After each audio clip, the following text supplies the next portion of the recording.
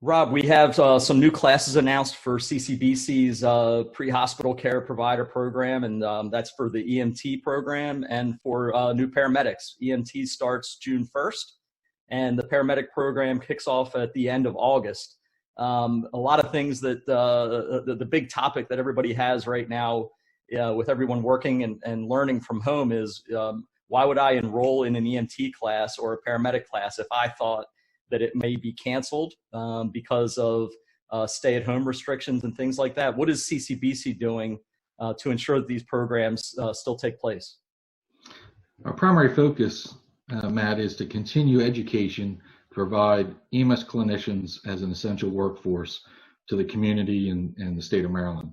So with that delivery comes online delivery of content. Our current EMT and paramedic students are learning online or engaged with their instructors in live sessions during normally scheduled class times to keep the continuity and the program moving forward.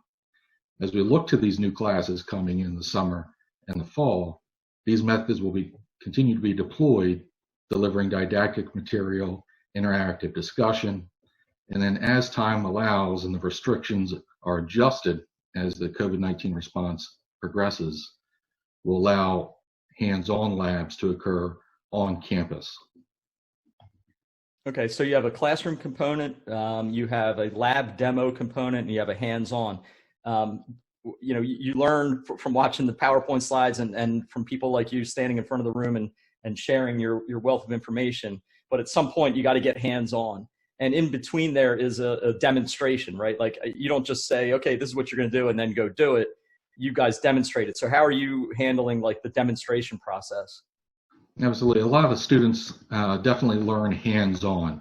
A lot of type A personalities and a lot of people in public safety learn by touching and doing. So through demonstration with instructors, we have supplemental videos, as well as focusing on the steps in the procedure so that when we do have the opportunity to come and do those hands-on labs in person, they can physically walk through the steps and perform those skills and develop proficiency through practicing. And that's an important key to reinforce those concepts learned in the online activities. So aside from the verbal, you guys are going to be able to show a monitor remotely so that they have an idea of what's coming when they actually get to do the hands-on. Absolutely. A lot of the technology tools that we have today allow us to share screens, to share simulated monitors so we can trend vital signs, trend patient care, and develop critical thinking and adapt to patient conditions through live feeds.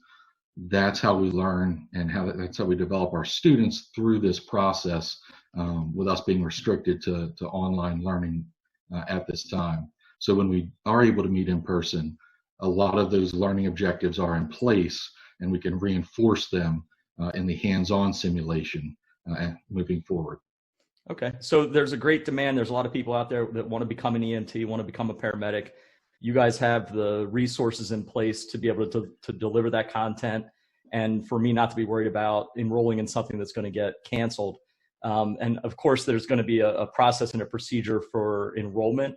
EMT, the registration for the class ends on May 29th, so you need to enroll before the 29th, and paramedic ends May 25th. So I'm sorry, May 15th. Yes, May 15th. Sorry about that.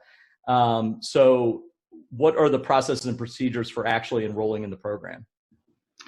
For the EMT students, they can go online to www.ccbcmd.edu.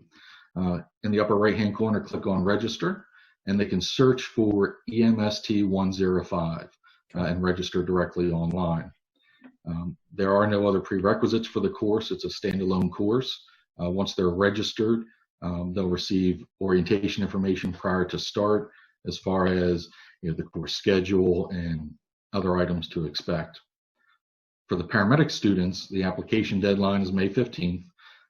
They can go online to the CCBC webpage, look for the Emergency Medical Technology Program, and apply through the CAS or Computer Application System. Once those applications are received and completed, they'll receive direct information as far as scheduling entrance exam and interviews that will all be conducted remotely due to the current restrictions. There will be no additional cost as far as using technology. We've all employed free apps for both students as well as applicants to reduce any financial burden. As they travel through the process, the end of June, they will receive a conditional offer of acceptance. For paramedic, you're saying? For paramedic. Yes. Paramedic, yeah. That way they can go ahead and proceed through any scholarship applications or financial aid applications and be ready to start at the end of August. Okay, so we'll put the links in the video notes so you don't have to go doing a Google search. We'll put the direct links in there. Of course, people have unique situations, unique questions that they're going to have. What's the best way to get those answered? The best way is to shoot me an email. We'll put that email address in the video notes, but shoot me an email. I'll be more than happy to address your individual situation and answer any questions that you might have. Okay, perfect. I appreciate it. And just to make sure that the number one item to walk away with is there are two different classes. One's EMT, one's paramedic. And the deadlines to register for EMT is May 29th, and for paramedic, May 15th. Yes. All right, Rob, thanks a lot. We'll see you over the summer. Thank you, Matt. Take care.